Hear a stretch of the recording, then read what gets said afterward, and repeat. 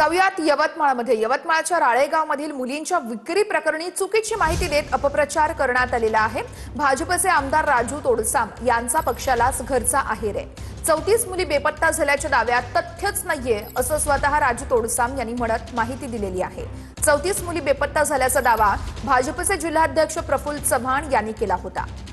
या घटनेमुळे यवतमाळ जिल्ह्याची बदनामी झाली अशी खंत राजू तोडसाम यांनी व्यक्त केलेली आहे।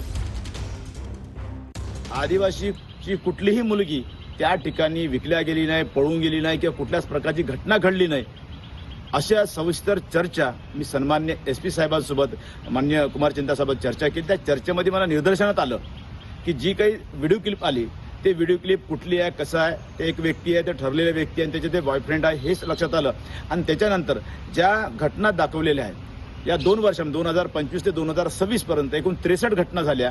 ज्या घटना या 2 दिवसामध्ये ज्या मुलींच्या संदर्भात किंवा ज्या यवतमाळ जिल्ह्यातल्या आदिवासी मुलींच्या संदर्भात जी बातमी चालली ती अतिशय चुकीची आहे।